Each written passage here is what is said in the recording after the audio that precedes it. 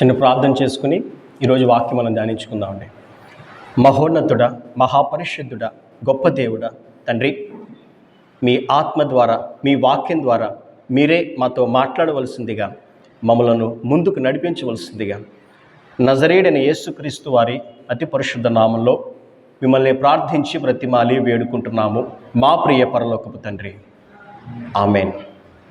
ఏమండి, ఈరోజు మన యొక్క వాక్యాంశంలోకి వెళ్ళే ముందు మరి ఎప్పట్లాగే ఒక చిన్న ఉపమానం చెప్పాలని నేను ఇష్టపడుతున్నాను. శ్రద్ధతో వినాలని నేను ప్రతి ఒక్కరిని కోరుతున్నానండి. అదేంటంటే, ఒక ఆయన ఎంతో ఇష్టంగా ఊళ్ళోకి వెళ్ళి ఒక చిన్న మొక్కను తెచ్చుకున్నాడు. ఒక చిన్న మొక్కను తెచ్చుకుని తన పెరట్లో మంచిగా ప్లేస్ ఉందని చెప్పి ఆ మొక్కను తీసుకెళ్ళి పెరట్లో నాటాడండి. చిన్న మొక్క. ఎంతో ఇష్టంగా ఆ మొక్కని పెంచుతున్నాడు అనమాట. దానికి కావలసినవి అన్నిటినీ ప్రొవైడ్ చేస్తున్నాడు. ఏం కావాలంటే మొక్కకి మంచి మట్టి, సారవంతమైనటువంటి మట్టి కావాలి, మంచి నీళ్లు, వాటికి వాటర్ సప్లై చక్కగా ఉండాలి. మరి ఎలాంటి దృష్టమొగాలు కానీ లేకపోతే ఇంకోటి లాగేయకుండా చుట్టూ నీట్గా కంచి వేసాడండి. కంచేసి దాన్ని చక్కగా పెంచుతున్నాడు అనమాట. ఈ రీతిగా కొన్ని రోజులు, కొన్ని నెలలు గడిచిపోయాయి. చూస్తుండగానే చిన్న మొక్క పెద్దదైపోయింది, చాలా గుబురుగా వచ్చేసింది మొక్క. ఇంకా అది ఏ టైంకి వచ్చిందంటే, ఇంకా పండ్లు ఫలించే సమయానికి, అంటే ఆ మొక్క కాపుకు రావాల్సిన సమయానికి వచ్చిందండి. పాపం ప్రతిరోజు వేయవలసిన అన్నీ వేస్తున్నాడు, ఎరువులు వేస్తున్నాడు, చక్కగా నీళ్లు పోస్తున్నాడు, మట్టి మారుస్తున్నాడు, కానీ ఒక్క కాయ కూడా కాయట్లేదు, ఒక్క ఫలం కూడా ఫలించట్లేదు. ఇంకా ఆ ఫలించట్లేదు కాబట్టి మరింత జాగ్రత్త మనం తీసుకోవాలేమో అని చెప్పి మరింతగా ఎరువులు వేస్తున్నాడు, మరింత శ్రద్ధ తీసుకుంటున్నాడు. అది చక్కగా ఎదుగుతుంది, గుబురుగా వస్తుంది, కానీ దానికి ఒక్క కాయ కూడా రావట్లేదండి. అలా కొన్ని నెలలు గడిచిపోయి పాపం అలా ఎదురు చూసి ఇంక విసిగిపోయి ఎందుకు మనం ఎంత కష్టపడుతున్నా మనకి ఎలాంటి ఉపయోగం రావట్లేదు, ఎలాంటి ఫలితం రావట్లేదు, ఒక్క కాయైనా తిందాం అనుకుంటే ఒక్క ఫలం కూడా నాకు రావట్లేదు, తీసేద్దాంలే అని చెప్పి తీసేద్దాం నిర్ణయించుకున్నాడండి. ఇంకా రేపు తీసేద్దాం అనుకున్నప్పుడు ఏమైందంటే, తన స్నేహితుడు ఎక్కడి నుంచో దూరం నుంచి ఇతన్ని కలవడం కోసం వచ్చాడనమాట. వచ్చి ఎలా ఉన్నారు? బాగున్నాను. ఏంటి ఆ మొక్క అంటే, ఇలేం లేదురా, ఎప్పటి నుంచో దాన్ని పెంచుతున్నాను, చాలా నెలలు అయిపోయింది, అది కూడా చూస్తున్నావు కదా, దానికి ఒక్క కాయ కూడా కాయట్లేదు, ఎలాంటి ఫలం దానికి రావట్లేదు అని అంటే, కాసేపు దాన్ని తీక్షణంగా చూశాడు ఆ స్నేహితుడు. చూసి, అరే నాకు ఒక చిన్న పని చేస్తావా అంటే, ఏంటి అని అంటే, ఒక కత్తిరి తీసుకొస్తావని అడిగాడండి. ఎవరు? వచ్చినటువంటి స్నేహితుడు. ఇతను అనుకున్నాడు, కట్ చేయడానికి కత్తిరితో ఎలాగవుతుంది, గొడ్డలి కదా కావాలి, గొడ్డలో లేకపోతే ఇంకోటో కావాలి, కానీ కత్తిరితో ఏం పని అవుతుంది, ఆగరా, కత్తిరొద్దు, గొడ్డలు తీసుకొస్తే 2 నిమిషాల్లో తీసేద్దాం అని అంటే, కాదురా, తీసేయడం కోసం కాదు, నాకు కత్తిరి తీసుకురా పెద్దదని చెప్పి అడుగుతాడండి. కత్తిరి తీసుకొస్తే ఆ వ్యక్తి ఏం చేస్తాడంటే, ఆ చక్కగా ఎదిగినటువంటి ఆ యొక్క మొక్క, లేదా గుబురుగా వచ్చినటువంటి ఆ యొక్క చెట్టు అనుకోండి పోని, ఎక్కడైతే గుబురుగా విపరీతంగా ఆకులు వచ్చేసినాయో వాటన్నిటినీ కట్ చేయడం స్టార్ట్ చేస్తాడండి. పైన, కింద, లెఫ్ట్, రైటు, ఎక్కడెక్కడైతే ఆ చిగురుకు ఆటంకంగా ఉన్నటువంటి ఆ యొక్క ఆకులు ఏవైతే ఉన్నాయో, పెద్ద ఆకులు ఏవైతే ఉన్నాయో వాటన్నిటినీ కట్ చేసుకుంటూ వస్తాడనమాట. ఇతను చూస్తూ ఉన్నాడు, ఏం చేస్తున్నాడు నా స్నేహితుడు అని చెప్పి గమనిస్తున్నాడు. మొత్తానికి ఆ గుబురుగా ఉన్నటువంటి ఆ యొక్క చెట్లో 3 అంతుల ఆకులు తీసేసాడు. 3 అంతుల ఆకులు తీసేసి కేవలం కొన్ని ఆకులు మాత్రమే ఉంచి, ఎక్కడెక్కడైతే చిన్న పిందులు ఉన్నాయో అక్కడ నీట్గా ఆకులన్నింటినీ తీసేసాడండి. ఆ కొమ్మలకి తీసేసి తన స్నేహితుడితో ఏమన్నాడంటే, మిత్రమా, ఇన్నాళ్ళు కష్టపడ్డావు కదా, ఒక్క 2-3 నెలలు చూడు, అప్పటికి నీకు ఎలాంటి ఫలాలు రాకపోతే అప్పుడే చెట్టు తీసిపడే అని చెప్పి స్నేహితుడితో కాసేపు మాట్లాడి వెళ్ళిపోయాడండి. సరే, ఎలాగా తీసేద్దాం అనుకున్నాం, ఒక 2 నెలలే కదా చూద్దాం, స్నేహితుడు చెప్పాడు కదా, లేకపోతే తన బాధపడతాడని చెప్పి స్నేహితుడి కోసం అంతకుముందు ఏ రకంగా అయితే ఎరువులు, మట్టి, నీళ్లు పోస్తాడో అదే విధంగా పోసుకుంటూ వచ్చాడండి. ఈసారి 2 నెలల కాలం అయ్యేటప్పటికీ ఎక్కడెక్కడైతే ఆకులు పూర్తిగా తీసివేయబడ్డాయో ఆ పిందెలు చక్కగా పెద్ద పళ్ళు అయినాయండి. హల్లెలూయా. ఆశ్చర్యపోయాడు, ఏంటి ఇన్ని నెలల పాటు నేను ఎంతో ప్రయాసపడ్డా, నాకు ఒక్క కాయ కూడా రాలేదు, నువ్వు వచ్చి ఏం మ్యాజిక్ చేసావరా, మొత్తం దాని నిండా ఫలాలే ఫలించినాయి అని అంటే, అప్పుడు తన స్నేహితుడు అన్నటువంటి మాట, నువ్వు చక్కగా ఎరువులు వేస్తున్నావు, మట్టి నీళ్లు పోస్తున్నావు, కానీ ఆ మొక్క పండుకి ఇవ్వవలసినటువంటి ఆ సారం అంతా కూడా ఆకులు లాగేసుకుంటున్నాయి. దీన్నే అగ్రికల్చర్లో హార్టికల్చరల్ ప్రాక్టీస్ అంటారు, దాన్నే ప్రూనింగ్ అంటారు. ఏంటండి ప్రూనింగ్? దీన్ని వ్యవసాయంలో ఈ టెక్నిక్ ఉపయోగిస్తారండి. ఆ చిన్న టెక్నిక్ నేను వాడానురా. ఈ ప్రూనింగ్ అంటే ఏంటంటే, ఈ మొక్క హెల్దీగా ఎదగడం, అదేవిధంగా బాగా ఫలించడానికి దాని యొక్క సారాన్ని మనం సరైన విధంగా దాన్ని డైరెక్ట్ చేయాలి.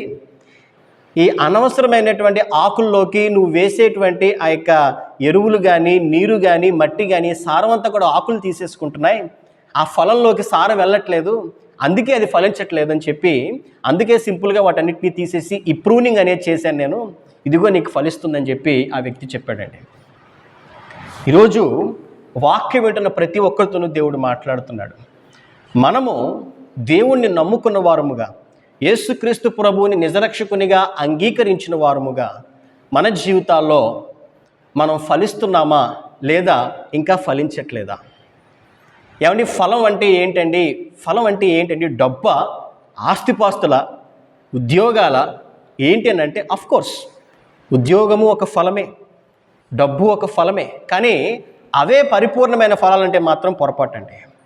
మంచితనము, ప్రేమ, సాత్వికము, సమాధానము, సంతోషము, దీర్ఘశాంతము, ఇలా ఎన్నో ఫలాలు ఉన్నాయి మన జీవితాల్లో, మన ఆత్మీయ జీవితాల్లో, మన వ్యక్తిగత జీవితాల్లో. ఈ ఫలాలను మనం ఫలించగలుగుతున్నామా? ప్రతి ఒక్కరూ వారి హృదయాన్ని వారు పరిశీలన చేసుకోవాలి.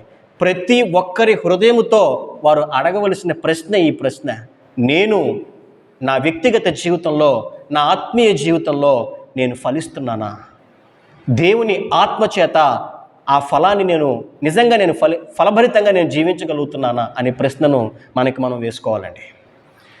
ఒకవేళ ఫలించలేకపోతుంటే ఎందుకు నేను ఫలించలేకపోతున్నాను? నేను ప్రభువుని నమ్ముకోలేదా? నమ్ముకున్నాను. ఏమండి మనకి రక్షణ సాక్ష్యం లేదా? బ్రహ్మాండంగా ఉంది. మనం రక్షింపబడ్డాం, చక్కని సాక్ష్యం ఉంది, బాప్తిసం తీసుకున్నాం, ప్రభువునే వెంబడిస్తున్నాం, దేవుణ్ణి మాత్రమే ప్రార్థిస్తున్నాం, కానీ ఎందుకని ఇంకా మనం ఫలించలేకపోతున్నాం? ఒకవేళ బహుశా మన సారము, మన ఆత్మీయత, మన శక్తి అనవసరమైన వాటి దగ్గరికి వెళ్తుందేమో. మనం మన యొక్క ఆత్మీయ జీవితాల్లో మనం ఫలభరితంగా ఉండలేకపోవడానికి కొన్ని ఆకులనే అడ్డంకులు మనకి మధ్యలో వస్తున్నాయేమో అనేది మనం జాగ్రత్తగా పరిశీలించుకోవాలండి. అవి మన ఆలోచనలు అవ్వచ్చు, మన అలవాట్లు అవ్వచ్చు, మన క్రియలు అవ్వచ్చు, మన ఉద్దేశాలు అవ్వచ్చు. అవి ఏవైనప్పటికీ కూడా ఆ అనవసరమైన ఆకులు మనం ఫలించకుండా మనకి అడ్డంగా మారుతున్నాయి. దేవుడు మనకి ఏర్పరిచినటువంటి ఆ యొక్క గొప్ప ఫలాలను మనం పొందుకోలేకుండా అవి దేవునికిని మనకిని మధ్య ఆటంకంగా వస్తున్నాయేమో అనేది ప్రతి ఒక్కరూ ఆలోచించాలండి. సాధారణంగా కొంతమంది చెప్తూ ఉంటారు, ఏమండి ప్రభువుని నమ్ముకుంటే శోధనలు వచ్చేస్తాయంట కదా, బాధలు వచ్చేస్తాయంట కదా, శ్రమలు వచ్చేస్తాయి అంటే నేను చాలా విన్నానండి ఇది మాటలన్నీ కూడా. ఇలా చెప్పి భయపడి చాలామందిని ప్రభువులోకి రానివ్వకుండా చేసేవారు కూడా చాలామంది ఉన్నారు. మీ దేవుడిని నమ్ముకుంటే శోధనలు వచ్చేస్తాయంట కదండి, మీ దేవుడు శోధించేస్తాడంట కదండి అని చెప్పి అంటూ ఉంటారు. తప్పండి, అది 100% రాంగ్. అది ఎప్పుడైతే ఒక వ్యక్తి యేసుక్రీస్తు ప్రభువుని నమ్ముకుంటాడో, ప్రభులోకి వస్తాడో, God will start that pruning technique. ఏంటండి? ఇప్పుడు ఏదైతే నేను టెక్నిక్ చెప్పానో ఆ ప్రూనింగ్ టెక్నిక్ని ఆ వ్యక్తి మీద దేవుడు అప్లై చేస్తాడు. ఉదాహరణకి మీకు వాక్యం చదివిస్తానండి. యాకోబు పత్రిక మొదటి అధ్యాయము,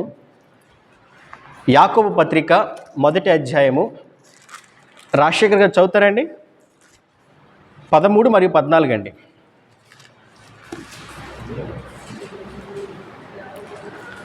యాకోబు పత్రిక మొదటి అధ్యాయము 13 and 14.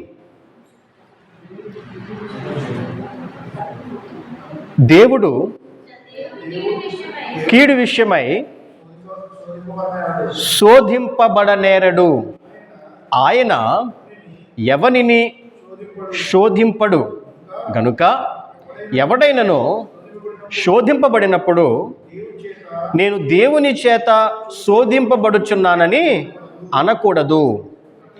ప్రతివాడును తన స్వకీయమైన దురాశ చేత ఈడవబడి మరులు కొల్పబడిన వాడే శోధింపబడును.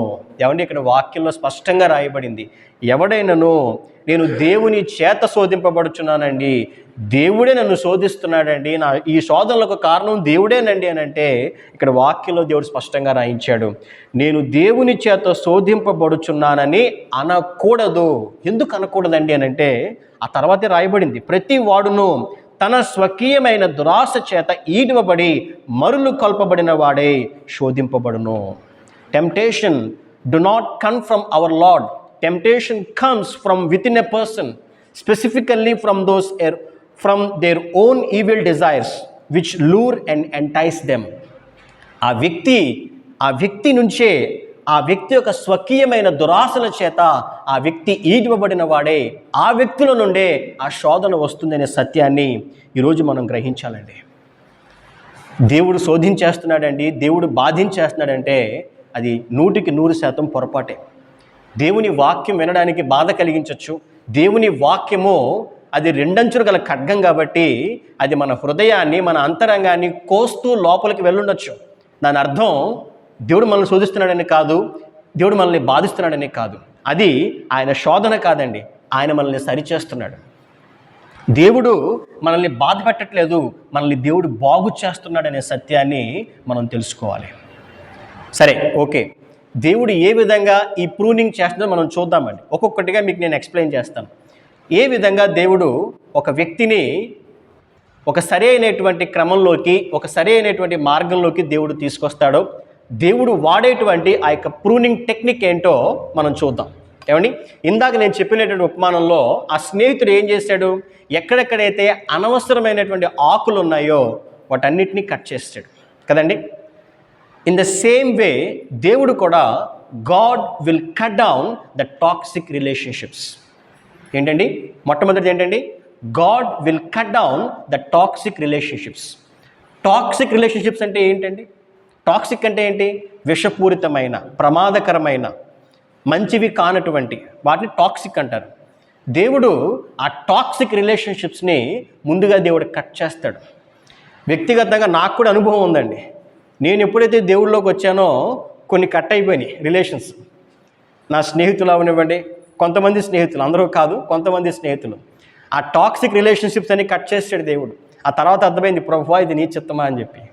అలాగా ఆ విషపూరితమైనటువంటి, మంచివి కానటువంటి, అనవసరమైనటువంటి ఆ యొక్క సంబంధాలు, ఆ యొక్క ఫ్రెండ్స్, వాట్ ఎవర్, వాటన్నిటిని కూడా దేవుడు కట్ చేస్తాడండి. ఎందుకండి కట్ చేయాలి అని అంటే, బైబిల్లో ఒక మాట ఉంది, అదేంటంటే దుష్ట సాంగత్యము మంచి నడవడిని పాడు చేయును అనే మాట. 1 కొరింథీ 15:33 ఆ మాట రాయబడింది. ఏమనండి? దుష్ట సాంగత్యము మంచి నడవడిని పాడు చేయును.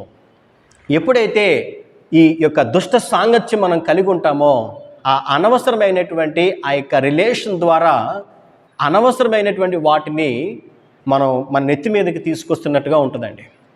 ఎలాగైతే ఉదాహరణకి ఒక మొక్కకి ఒక బ్రాంచు ఏదో పురుగు పట్టింది అనుకుందాం, ఎగ్జాంపుల్కి ఒక ఆకో లేకపోతే ఒక బ్రాంచో మొత్తం పాడైందండి. ఇప్పుడు దాన్ని కట్ చేయడం ముఖ్యమా, మేలా, అలా వదిలేయడం మేలా? అలా వదిలేస్తే చెట్టు అంతా పాడైపోతుంది, మొత్తానికి చెట్టు చచ్చిపోతుంది.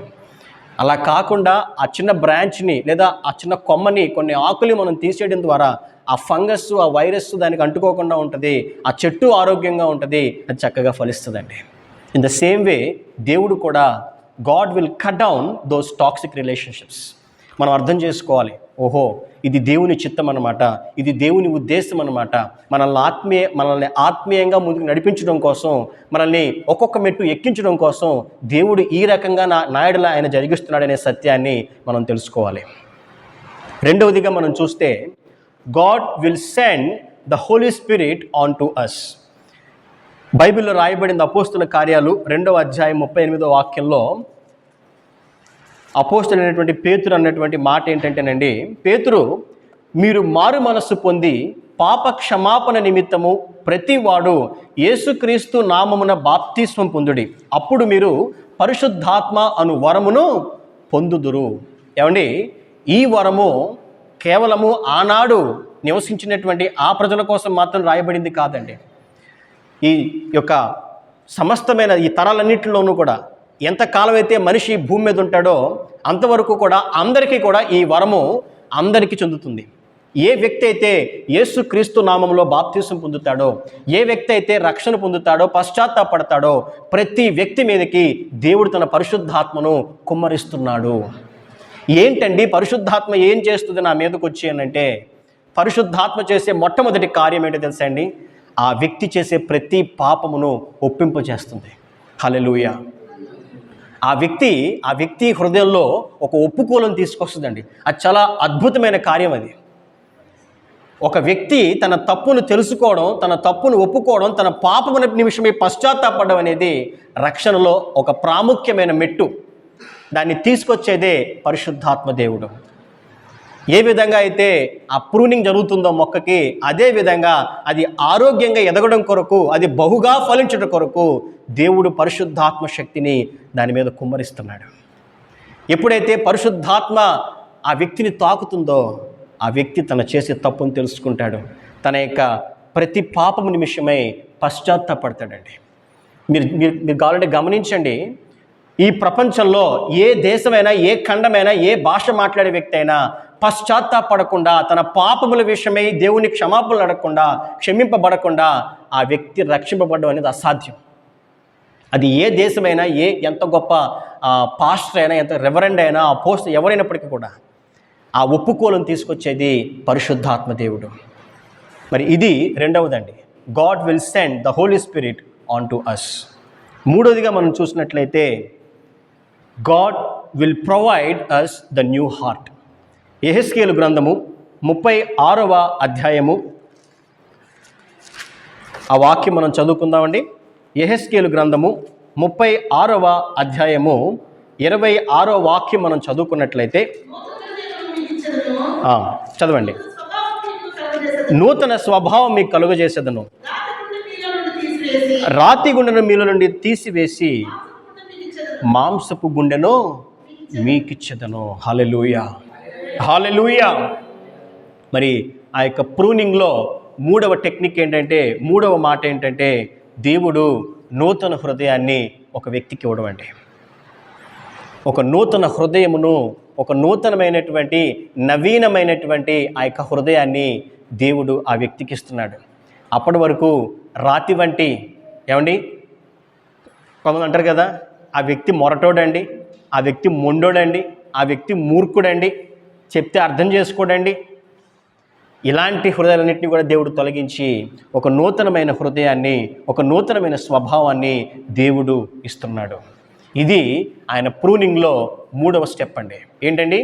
God providing us the new heart. మరి నాలుగవదిగా, ఎప్పుడైతే ఒక వ్యక్తి ఈ విధంగా ఆ టాక్సిక్ రిలేషన్స్ నుంచి బయటకు వచ్చి ఆ యొక్క పరిశుద్ధాత్మ ద్వారా తన ప్రతి తప్పును, ప్రతి పాపమును ఒప్పుకుని వాటి నుండి విడుదల పొంది నవీనమైన నూతనమైన హృదయాన్ని పొందుకుంటాడో, then he will get the victory. God giving us the victory over our sins and the death. మరణము పైన, పాపము పైన ఆ వ్యక్తికి విజయాన్ని దేవుడిస్తున్నాడండి. ఆ మార్గం మనం చదువుకుందాం. మణిగా చదువుతారా? 1 కొరింథీ 15వ అధ్యాయము 57వ వాక్యం అండి. 1 Corinthians chapter 15 verse 57.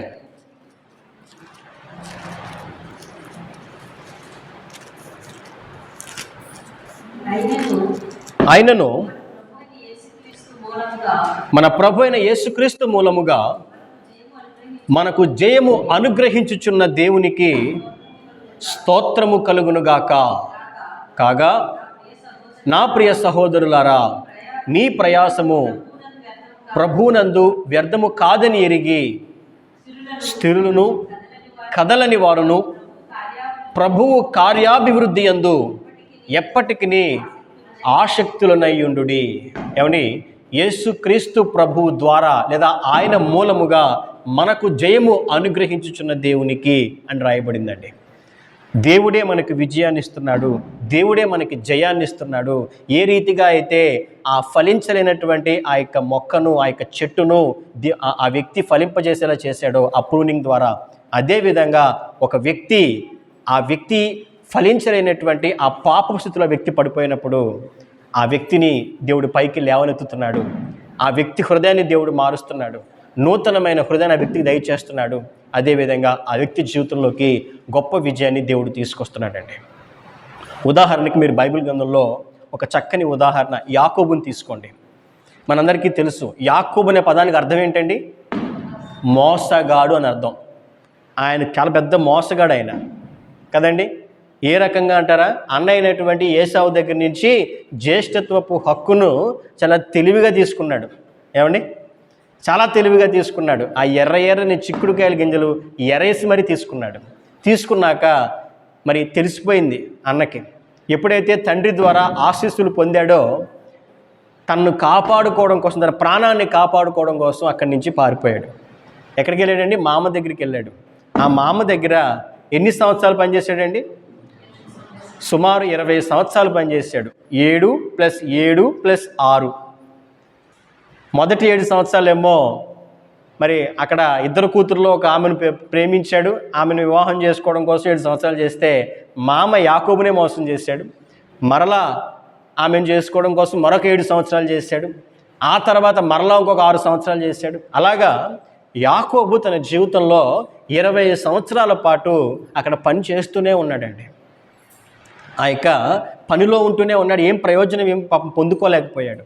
ఆఖరికి ఆ మామ ఏ విధంగా తనకి మేలుకరంగా లేకపోవడంతో అక్కడి నుంచి మరలా తన ఇంటికి తిరిగి ప్రయాణం అవుతాడు. తన ఇంటికి ప్రయాణమైనప్పుడు తన అన్న అయినటువంటి ఏసావు ఒక గొప్ప సమూహంతో తన్ని చంపడానికి వస్తున్నాడని తెలుసుకుంటాడండి. ఆ రోజు రాత్రి దేవునికి ప్రార్థిస్తాడు, దేవునితో పెనుగులాడతాడు. ఆ రోజు దేవుడు అడుగుతాడు, నీ పేరేంటి అని. అంతకు మునుపు తన తండ్రి అదే ప్రశ్న అడిగినప్పుడు నేను యాకోబును కాదు ఏసావును అని అబద్ధం చెప్పాడు. కానీ ఇప్పుడు నేను యాకోబును అని చెప్తే తన తప్పును తెలుసుకుంటాడండి. ఆ విధంగా దేవుడు యాకోబును ఇజ్రాయేలుగా మార్చాడు. అబ్రామును అబ్రాహాముగా మార్చిన దేవుడు, సౌలును పౌలుగా మార్చిన దేవుడు ఈరోజు మన జీవితాలను కూడా, మన బ్రతుకులను కూడా మార్చాలని దేవుడు ఇష్టపడుతున్నాడంటే మనము దేవునికి లోబడాలి. ఏమండి? ఒక రాయి, ఒక మొండి రాయి ఒక అద్భుతమైన శిల్పంగా మారాలి అనంటే అది ఉలి దెబ్బలను తట్టుకోవాలి. ఆ యొక్క దెబ్బల్ని తట్టుకుని నిలబడితేనే అది మంచి రూపంలోనికి అది మార్చబడుతుంది. ఈరోజు మన జీవితంలో కూడా దేవుడు మనల్ని ఒక మార్గంలో నడిపిస్తున్నప్పుడు, ఆయనే మన జీవితంలో ప్రూనింగ్ చేస్తున్నప్పుడు దానికి మనం లోబడాలి. దేవుడు ఏ విధంగా మనం నడిపిస్తున్నాడో ఆయన నడిపింపుకు మనం ఎప్పుడైతే మనం లోపడగలుగుతామో అప్పుడు మనం దేవుని చేతుల్లో ఒక మంచి పాత్రగా మనం జీవించగలుగుతామండి. ఏమండి? మీరు ఎప్పుడైనా ఆ యొక్క గ్లాస్ బౌల్స్ మ్యానుఫ్యాక్చరింగ్ మీరు చూసారా యూట్యూబ్లో? ఎందుకంటే ఆ యొక్క గ్లాస్ని చాలా హై టెంపరేచర్లో వాళ్ళు మెల్ట్ చేస్తారండి. అది ఎర్రగా ఎలా ఉంటుందంటే లావా పీస్లా ఉంటుంది. అంత హై టెంపరేచర్లో మెల్ట్ చేసిన తర్వాత దాన్ని ఒక మంచి షేప్లోకి తీసుకొస్తారు. అప్పుడు అది ఒక అందమైన గ్లాస్ బౌల్గా మారుతుందండి. ఈరోజు మన జీవితాల్లో కూడా మనల్ని దేవుడు మరి ఏ మార్గం నడిపించినప్పటికీ కూడా ఆ మార్గం మన మేలు కొరకే, అది మన మంచికే, మనల్ని ఫలభరితంగా దీవెనకరంగా మార్చడం కొరకే అనే సత్యాన్ని మనం గ్రహించాలి. దేవుడు ఏ విధంగా మనల్ని ముందుకు తీసుకెళ్తున్నాడో, ఇఫ్ హీ వాంట్స్ టు మన నిజంగా మనల్ని దేవుడు ఆ యొక్క మార్గం గుండా అది మనకి ఇబ్బందికరంగా అనిపించవచ్చు, అది మనకి అంత మంచిదిగా అనిపించకపోవచ్చు. అయినప్పటికీ కూడా మనం ఎప్పుడైతే మనం దేవునికి లోబడి మన ఇష్టాలను పక్కన పెట్టి దేవుని చిత్తం మనం లోబడతామో అప్పుడు మనం దేవుని చేతుల్లో ఒక మంచి పాత్ర వలె మనం మార్చబడగలుగుతాం. దేవుని కొరకు నమ్మకంగా మనం లోబడదాం. దేవుని కొరకు నమ్మకమైన సాక్షులంగా మనం జీవిద్దాం. దేవుడు తన పరిశుద్ధ వాక్కుని దీవించి ఆశీర్వదించును గాక. ఆమేన్. ప్రార్థన చేసుకుందామండి. మహోన్నతుడా, మహాపరిశుద్ధుడా, గొప్ప దేవుడా తండ్రి, విత్తబడినటువంటి ఈ వాక్యం మా హృదయాల్లో నాటబడి ఫలింపజేయుటకు సహాయం అనుగ్రహించండి. ఇదిగో నాయన ప్రభువా, మీ కొరకు నమ్మకమైనటువంటి పాత్రలుగా జీవించుటకు తండ్రి, మీకు లోబడి జీవించగలిగేటువంటి జీవితాన్ని మాకు అనుగ్రహించవలసిందిగా తండ్రి, ఆ యొక్క మొక్కల విషయంలో ప్రూనింగ్ ఏ రకంగా అయితే జరిగిస్తారో నాయన, అదేవిధంగా మా ఆత్మీయ జీవితాల్లో మమ్మల్ని బాగు చేయడం కోసం తండ్రి, మేము ఫలభరితంగా మార్చబడుట కొరకు తండ్రి, కొన్ని అంశాలను మా జీవితంలో కూడా నీవు తీసుకొస్తున్నావు ప్రభువా. తండ్రి, నీవు పెట్టే ప్రతి పరీక్షలోనూ, మమ్మల్ని నడిపించే ప్రతి మార్గంలోనూ నాయన మీ కొరకు నమ్మకంగా నడవడానికి మాకు సహాయం అనుగ్రహించవలసిందిగా తండ్రి, మీరే మహిమ పొందవలసిందిగా నాయన నజరేయుడైన యేసుక్రీస్తు వారి అతి పరిశుద్ధ నామంలో మిమ్మల్ని ప్రార్థించి బ్రతిమాలి వేడుకుంటున్నాము మా ప్రియ పరలోకపు తండ్రి. Amen, amen, amen. అందరికీ వందాలండి.